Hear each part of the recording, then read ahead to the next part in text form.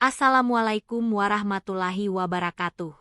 Mari kita ucapkan sholawat kepada baginda Nabi Muhammad Shallallahu Alaihi Wasallam. Semoga kita mendapat syafaatnya di hari akhir kelak. Jangan lupa untuk subscribe channel Cantika Story agar tidak ketinggalan kisah-kisah penuh pelajaran yang menggugah hati. Pernahkah kamu membayangkan bagaimana jika seorang wanita sederhana dari Indonesia hanya bekerja sebagai resepsionis, tapi takdir membawanya menjadi istri seorang bangsawan Arab? Dan mengapa kita perlu mendengarkan kisah ini hingga akhir? Karena kadang, kisah orang biasa justru menyimpan pelajaran luar biasa yang meneguhkan iman kita. Langit Riyadh sore itu berwarna jingga keemasan. Udara panas khas gurun terasa menekan kulit, tapi di balik kaca tinggi gedung Al-Hakam Property Group, seorang wanita muda bernama Naila justru sedang gelisah menunggu. Hari itu hari ketujuh ia bekerja sebagai resepsionis. Perusahaan tempatnya bekerja adalah salah satu yang paling mewah dan terpandang di seluruh Arab Saudi. Gedungnya menjulang di antara gedung-gedung elit lainnya, lengkap dengan marmer Italia, lampu gantung kristal, dan aroma oud di setiap lorongnya. Naila, kamu ganti posisi resepsionis utama sore ini, ya? Akan ada tamu penting, ujar manajer HRD sambil menyodorkan catatan kecil padanya. Naila hanya mengangguk, meski hatinya sempat bergetar. Ia baru sebulan tiba dari Gresik, Jawa Timur, dan masih sering merasa gugup berbicara dalam bahasa Arab formal. Tamu penting seperti apa, Pak? Tanyanya lirih. Sang manajer hanya tersenyum. Kamu akan tahu sendiri nanti. Pukul 5 sore lewat 5 menit. Lift utama di lobi berbunyi. Semua staf tiba-tiba menegakkan badan. Seorang pria berperawakan tinggi, bersorban hitam, mengenakan jas Armani dengan sorot mata dalam langkah keluar. Langkahnya tenang, tapi berwibawa. Semua mata tertuju padanya. Para staf pria menunduk hormat, bahkan kepala keamanan langsung berdiri tegak sambil membuka pintu ruang utama. Ia menghampiri meja resepsionis. Naila langsung berdiri, menunduk sopan. Assalamualaikum, ucap pria itu, suaranya tenang namun tajam. Waalaikumsalam, Tuan, jawab Naila gugup. Pria itu tersenyum tipis. Lalu dengan lembut, ia berkata, namamu siapa? Naila, Tuan. Mata pria itu menatapnya lama, sebelum akhirnya berkata dengan nada datar, aku Zaid. Seisi lobi menahan napas. Zaid, nama itu bukan sembarangan. Ia adalah pemilik utama perusahaan ini. Bos besar. Anak dari keluarga Al-Zahrani, salah satu keluarga konglomerat terbesar di Jazirah Arab. Zaid kemudian menyerahkan dokumen kecil kepada Naila. Sampaikan ini ke lantai 32. Hanya kamu yang bisa masuk, katanya pelan. Tapi saya hanya resepsionis, Tuan. Perintah saya. Langsung. Tanpa sempat banyak berpikir, Naila menggenggam map itu dan melangkah menuju lift. Langkahnya gemetar, pikirannya penuh pertanyaan. Siapa sebenarnya pria itu? Kenapa ia mendadak muncul hari ini? Dan kenapa harus aku yang mengantarkan dokumen ini? Di dalam lift, suara adzan maghrib dari masjid terdekat mulai terdengar. Dan di saat itulah, Naila merasa akan ada sesuatu yang besar menantinya di atas. Sesuatu yang bisa mengubah hidupnya selamanya. Lift itu membawa Naila naik cepat melewati lantai demi lantai. Angka digital di atas pintu berganti dari 12 ke 18, lalu ke 29, hingga akhirnya berhenti di lantai 32. Pintu terbuka perlahan, memperlihatkan lorong yang sepi dan mewah. Karpet biru laut membentang panjang, dindingnya dihiasi lukisan kaligrafi emas. Ia melangkah pelan, meremas map di tangannya. Baru akan mengetuk pintu berlabel ruang direktur utama, tiba-tiba pintu terbuka dari dalam. Zaid sudah menunggu. Masuklah, Naila, ucapnya tenang, seolah-olah sudah mengenalnya bertahun-tahun. Dengan canggung, Naila melangkah masuk. Ruangannya luas, beraroma kayu gaharu, dengan jendela kaca besar yang menghadap kota Riyadh. Di satu sisi, ada rak buku tinggi, dan di sisi lain meja kayu jati rapi dengan beberapa berkas di atasnya. Zaid duduk di sofa dan memberi isyarat agar Naila ikut duduk. Aku minta maaf jika ini terasa aneh, katanya sambil menuangkan air zam-zam ke 2 gelas. Naila menunduk, belum berani bicara. Zaid menatapnya dalam. Aku tahu kamu bertanya-tanya kenapa aku memanggilmu. Tapi izinkan aku jujur, sejak pertama melihatmu minggu lalu, aku tidak bisa berhenti memikirkanmu. Naila tertegun. Kedua tangannya bergetar memegang map. Aku sudah bertemu banyak wanita di negeriku. Tapi entah kenapa, ketika aku melihatmu, aku merasa Allah mengingatkanku tentang sesuatu yang selama ini aku lupakan. Ia berhenti sejenak, menatap langit senja dari jendela. Aku tidak mencari kesenangan, Naila. Aku mencari ketenangan. Dan aku melihat itu di wajahmu. Naila masih diam. Jantungnya berdetak cepat. Ia tidak tahu apakah ini mimpi atau kenyataan. Tapi saya hanya wanita biasa, Tuan, bisiknya akhirnya. Saya datang ke negeri ini hanya untuk bekerja, bukan untuk menjadi bahan cerita. Zaid tersenyum. Dan justru karena itu aku menghormatimu. Ia berdiri, lalu berjalan ke meja, membuka laci, dan mengambil sesuatu. Sebuah buku kecil. Mushaf Al-Quran dengan sampul beludru biru. Kalau kamu mengizinkan, aku ingin mengantarkan kitab ini kepada ayah dan ibumu di Indonesia. Sebagai tanda bahwa niatku bukan main-main. Aku ingin memuliakanmu, bukan menjadikanmu rahasia. Naila menatap Quran itu dengan mata berkaca-kaca. Sebuah ketulusan yang tidak pernah ia bayangkan, datang dari pria sekaya dan setinggi itu.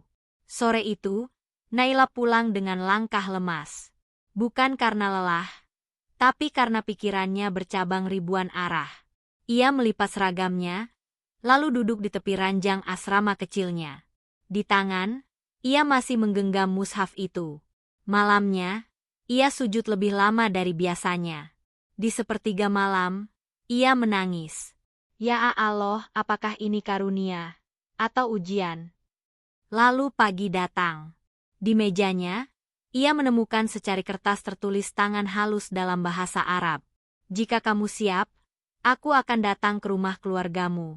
Bukan dengan mobil mewah, tapi dengan adab dan izzah. Karena kamu bukan sekadar perempuan di meja depan. Kamu adalah takdir yang ingin aku jaga. Tertanda, Zaid Al-Zahrani. 1 minggu berlalu sejak surat itu Naila terima. Hari-harinya tetap berjalan seperti biasa di meja resepsionis. Menyambut tamu dengan senyum, menjawab telepon, dan menyusun jadwal pertemuan. Tapi batinnya tidak pernah sama lagi. Rekan-rekannya mulai bertanya-tanya. Naila, kamu kelihatan beda. Ada yang berubah, ya? Tanya Salma sambil mengangkat alis. Enggak kok, jawab Naila cepat, tersenyum menutupi gugup. Namun dalam hatinya, setiap detik terasa berat. Ia menunggu sesuatu yang belum pasti. Ia belum membalas surat itu. Ia masih terdiam, bukan karena tidak ingin, tapi karena tidak tahu bagaimana harus menjawab. Sampai suatu malam, ponselnya berdering. Nomor Indonesia. Ibunya. Naila, tadi sore ada yang datang ke rumah. Suara ibunya terdengar pelan, seolah tak percaya dengan ucapannya sendiri. Siapa, Bu? Namanya Zaid, orang Arab datang sama pamannya. Dia minta izin untuk melamarmu. Dunia Naila seketika berhenti. Dia sopan sekali. Nak, bicaranya lembut. Bawa Quran dan air zam-zam. Dia cium tangan bapakmu. Katanya, dia tak ingin menyentuhmu sebelum ijab kabul. Katanya, dia ingin melindungimu dengan nama Allah. Air mata menetes di pipi Naila. Ibu, bapak gimana? Diam. Lama. Lalu bilang satu kalimat. Kalau dia bisa jaga anakku lebih baik dari aku, maka aku serahkan dia dengan doa, bukan tangisan. Tangis Naila pecah. Keesokan harinya, Zaid datang kembali ke lantai resepsionis, tanpa pengawal, tanpa jas mewah. Hanya mengenakan gamis putih bersih dan sorban coklat. Ia berdiri di depan meja seperti hari pertama, lalu berkata pelan, "Sudahkah kamu istirahat, Naila?" Naila menatapnya. Matanya sudah tidak bersembunyi lagi. Ada kekuatan baru di sana. Sudah. Dan Allah menenangkan hatiku. Zaid tersenyum. Maka aku akan menepati janjiku. Dalam 2 pekan, aku kembali ke Indonesia. Kita laksanakan akad di sana. Sederhana. Tidak perlu pesta besar, cukup niat yang besar. Hari-hari setelahnya berjalan seperti mimpi. Naila cuti sebulan, terbang pulang ke Gresik. Keluarganya menyiapkan rumah kecil, kursi sewaan, dan nasi liwet untuk tamu. Tidak ada kemewahan. Hanya tamu dari Arab yang datang dengan sopan dan membawa mas kawin yang mengejutkan. 1 set perlengkapan ibadah, seperangkat Al-Quran dan 32 ayat pilihan yang dibacakan oleh Zaid sendiri sebagai mahar. Saat ijab kabul diucapkan, suara Zaid tegas namun penuh getaran. Aku nikahi dia dengan mas kawin tersebut, karena Allah Ta'ala. Tangis pecah di seluruh ruangan. Zaid mencium kening Naila dengan hormat, lalu berbisik, "Mulai hari ini, kamu bukan hanya bagian dari hidupku, tapi kamu adalah penjaga hatiku, yang pertama menyentuh jiwaku sebelum yang lain mengenalku." Hari itu, resepsionis biasa dari Indonesia, menjadi istri sah seorang pengusaha Arab muda. Bukan karena wajah, bukan karena harta, tapi karena takwa dan doa yang dipelihara dalam diam. 2 bulan setelah pernikahan, Riyadh terasa sangat berbeda bagi Naila. Kini ia tak lagi tinggal di asrama karyawan, melainkan di sebuah rumah sederhana namun elegan yang berada tak jauh dari kantor pusat Al-Hakam Group. Rumah itu bukan istana megah seperti yang banyak dibayangkan orang, tapi cukup tenang dan hangat, karena Zaid ingin istrinya merasa seperti di rumah, bukan seperti tamu di rumah orang kaya. Aku tidak ingin kau merasa kecil di dalam kemewahan, Naila. Rumah ini bukan untuk pamer, tapi untuk melindungimu dari sorotan yang tidak perlu, kata Zaid suatu malam saat mereka duduk berdua di balkon. Naila mengangguk pelan, memandang langit Riyadh yang penuh bintang. Aku masih belum percaya, semua ini nyata, gumamnya. Zaid tersenyum. Dan aku masih belum percaya. Wanita sesederhana kamu bisa membuat hatiku lebih tenang daripada segala harta yang pernah aku miliki. Hari-hari mereka dipenuhi dengan kesederhanaan yang manis. Zaid tetap bekerja di kantornya, dan Naila mulai mengikuti kelas bahasa Arab dan tafsir Quran di masjid dekat rumah. Mereka sepakat untuk saling memperkuat iman sebelum memperluas peran. Namun tentu, tidak semua orang menyukai kebahagiaan mereka. Beberapa petinggi perusahaan mulai berbisik-bisik. Ada yang mempertanyakan mengapa Zaid menikahi wanita asing biasa. Ada yang menuduh Naila menggunakan pesona untuk mendapatkan kekayaan. Bahkan, seorang kerabat jauh dari pihak Zaid terang-terangan menyebut Naila sebagai wanita beruntung dari kampung. Zaid tahu kabar itu, tapi ia tidak marah. Ia justru menguatkan Naila. Biarkan mereka bicara. Mereka hanya melihat siapa kamu di masa lalu. Tapi Allah melihat siapa kamu di masa depan.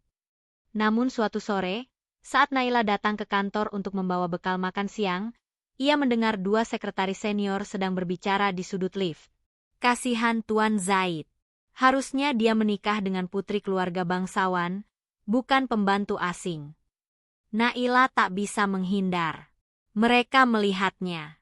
Sejenak ruangan menjadi beku. Tapi Naila tidak berkata apa-apa. Ia hanya menunduk, menahan air mata, lalu berlalu sambil tetap menggenggam kotak makan di tangannya. Sore itu, Zaid mendapati Naila menangis di dapur rumah. "Aku tidak pantas untukmu," ucapnya lirih. Zaid mengangkat dagu Naila, menatap matanya dalam-dalam. "Dengarkan aku baik-baik. Aku tidak memilihmu karena kamu sempurna. Aku memilihmu karena kamu jujur, karena kamu menjaga malu, karena kamu tidak pernah menjual kehormatan. Dan itu lebih berharga dari semua silsilah dan gelar." Zaid memeluknya erat. "Satu saat nanti, kamu akan berdiri bukan di balik meja resepsionis. Tapi kamu akan berdiri di hadapan orang-orang yang meremehkanmu, dan mereka akan diam. Bukan karena kamu kaya, tapi karena Allah meninggikan derajatmu. Malam itu, Naila tidak tidur dengan luka, tapi dengan harapan. Karena untuk pertama kalinya dalam hidup, ia tahu harga dirinya bukan ditentukan oleh statusnya, tapi oleh siapa yang membela dan mendampinginya. Waktu terus berjalan. Naila mulai terbiasa dengan peran barunya sebagai istri dari seorang pemilik perusahaan besar. Namun, ia tidak pernah merasa menjadi nyonya besar. Ia tetap bangun sebelum subuh, menyiapkan sarapan sederhana, dan mencuci pakaiannya sendiri. Bagi Naila, menjadi istri bukan berarti menjadi ratu yang dilayani, tapi menjadi pelayan setia yang beribadah bersama. Zaid pun tak pernah memperlakukan Naila sebagai bawahan. Ia mengajak istrinya berdiskusi, bahkan mulai memperkenalkan Naila pada program sosial perusahaan. Aku sedang menyusun program pemberdayaan perempuan. Aku ingin kamu yang pegang, kata Zaid suatu pagi sambil menyeruput kopi hitam. Naila terdiam.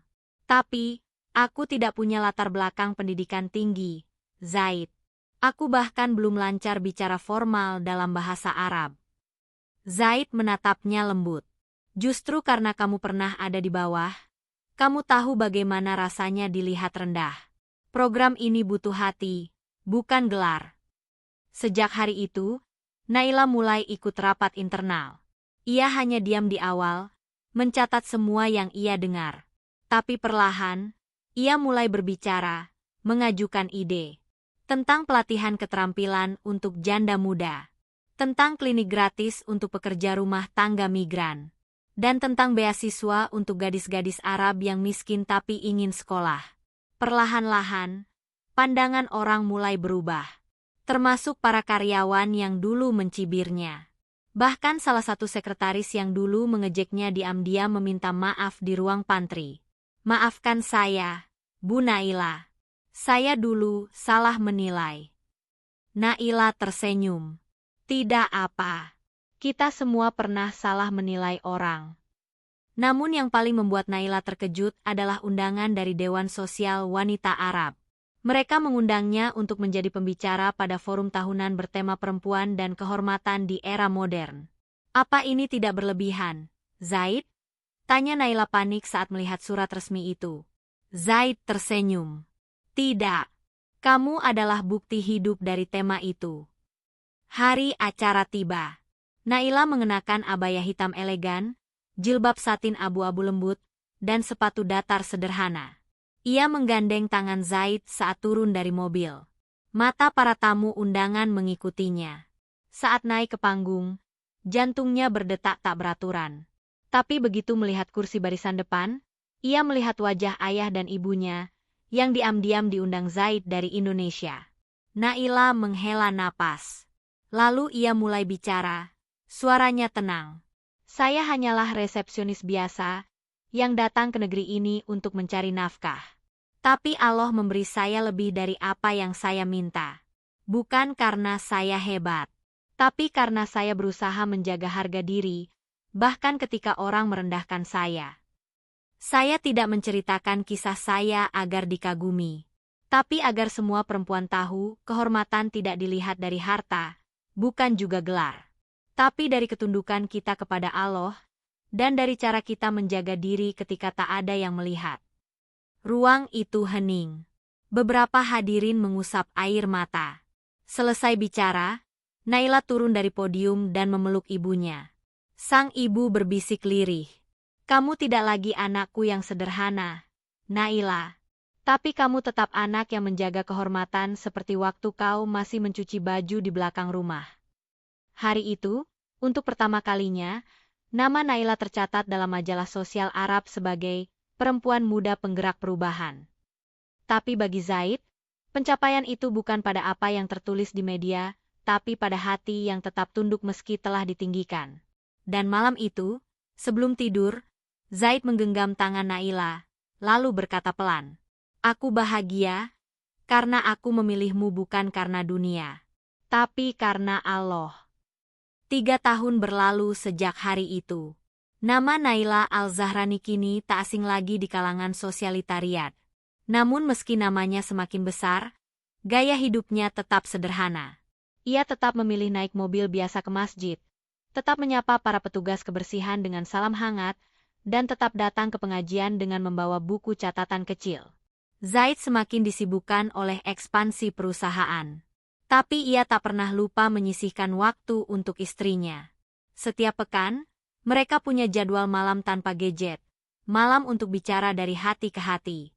Namun di tengah keberhasilan dan kemapanan itu, badai mulai mendekat.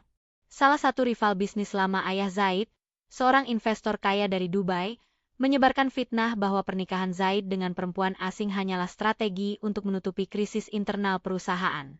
Isu itu menyebar cepat di media. Bahkan muncul tajuk berita bertuliskan, "Siapa sebenarnya Naila? Benarkah ia adalah boneka citra?" Saat membaca berita itu, tangan Naila bergetar. Zaid memeluknya dari belakang, membisikkan, "Jangan biarkan mereka mencemari niat kita. Kebenaran akan berbicara sendiri." Namun fitnah itu berdampak besar. Beberapa investor mulai ragu. Saham sempat menurun. Naila pun memilih menarik diri dari aktivitas publik untuk meredakan suasana. Ia kembali ke rumah, lebih banyak waktu di sajadah, memohon agar Allah menampakkan kebenaran. Sampai suatu malam, Zaid mengetuk pintu musola kecil di rumah mereka. "Besok aku akan bicara di forum bisnis internasional," katanya lirih. Naila menoleh, matanya merah oleh tangis. Zaid duduk di sampingnya, lalu meletakkan kepala di pangkuannya seperti anak kecil. "Kalau aku kehilangan semuanya, Naila, kamu tetap bersamaku." Tanpa menjawab dengan kata, Naila memeluk kepala Zaid dan mengecup ubun-ubunnya, lalu berkata pelan, "Bahkan andai kita harus kembali tinggal di rumah kayu seperti keluargaku dulu, aku tetap bersamamu. Karena aku tak menikahi hartamu. Aku menikahi niatmu." Keesokan harinya, forum itu disiarkan langsung. Zaid berdiri di panggung besar, di hadapan ratusan pengusaha dan tokoh dunia. "Ya, saya menikahi wanita biasa dari Indonesia. Ya, dia bukan dari bangsawan. Tapi tahukah kalian apa yang membuat saya bangga? Karena istri saya tidak pernah meminta sepotong emas, tidak pernah memaksa pesta megah, dan tidak pernah merasa lebih rendah meski dikelilingi para pewaris tahta." Ia mengangkat sebuah foto kecil, gambar Naila saat masih menjadi resepsionis. "Inilah wanita yang kalian sebut boneka. Tapi justru dia yang membangunkan nurani saya ketika saya mulai tenggelam dalam kesombongan dunia." Pidato itu menggema luas. Satu persatu media meminta maaf. Investor kembali percaya. Dan yang paling menyentuh, salah satu lawan bisnis Zaid justru mengundang Naila untuk memberi ceramah di perusahaannya di Dubai. Namun bagi Naila, kemenangan terbesar bukanlah reputasi yang pulih. Tapi malam itu, saat ia kembali ke rumah dan suaminya mengecup tangannya sambil berkata, "Terima kasih telah menjadi perempuan yang membuatku berani berdiri, bahkan ketika dunia mencoba menjatuhkanku." Malam itu, untuk pertama kalinya setelah badai fitnah, Naila bisa tidur dalam pelukan yang tenang, dengan hati penuh syukur pada takdir Allah yang luar biasa. 5 tahun setelah pernikahan mereka, kehidupan Naila dan Zaid memasuki babak baru yang lebih tenang namun penuh makna. Perusahaan berkembang pesat, namun Zaid mulai memilih untuk lebih banyak mengurus yayasan sosial yang mereka rintis bersama, Darul Izzah Foundation. Yayasan ini kini menaungi ratusan anak yatim, membuka pelatihan kerja untuk para janda, dan mendirikan sekolah tahfidz untuk perempuan muda dari berbagai negara. Di balik kesuksesan itu, Naila tetap menjaga kesederhanaan hidupnya. Ia kini tidak lagi menjadi pusat perhatian media, tapi menjadi cahaya yang menerangi banyak hati secara diam-diam. Setiap pagi, ia mengajar membaca Al-Quran untuk anak-anak di masjid. Setiap malam, ia duduk di samping Zaid untuk merancang program baru bersama. Suatu hari, saat matahari Riyadh menyentuh ubin masjid dengan sinar keemasan, Naila duduk bersama sekelompok perempuan muda yang baru lulus dari program pelatihan menjahit. Salah satu dari mereka, seorang gadis Sudan bernama Maryam, bertanya dengan polos, "Ustadzah Naila, bagaimana bisa seorang wanita seperti Anda dinikahi pria seperti Syekh Zaid? Kami sering berdoa seperti itu, Tapi kami tak yakin Allah mau mendengar doa wanita biasa seperti kami. Naila tersenyum.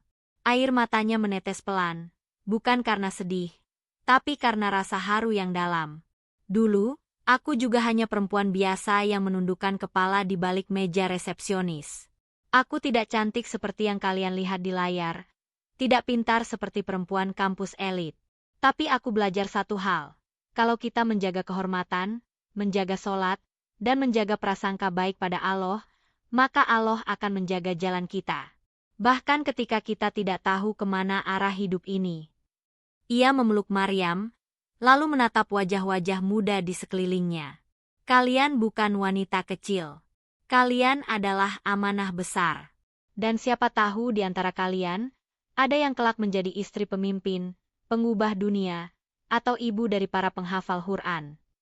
Sore itu, pelatihan berakhir dengan tangis dan pelukan. Zaid datang menjemput Naila. Seperti biasa, ia memayungkan tubuh istrinya dari panas matahari, lalu membukakan pintu mobil dengan hormat. Dalam perjalanan pulang, mereka melewati gedung lama tempat Naila dulu bekerja. Zaid melirik gedung itu, lalu berbisik, "Aku masih ingat, hari pertama aku lihat kamu di balik meja itu.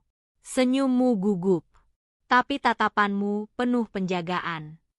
Naila tersenyum, "Dan aku masih ingat saat pertama kau ucapkan namamu. Zaid, aku pikir kau hanya tamu penting. Ternyata kamu adalah takdir penting dalam hidupku." Mobil melaju pelan menuju senja. Langit Riyadh perlahan berubah jingga. Sesampainya di rumah, Zaid dan Naila menunaikan sholat maghrib berjamaah.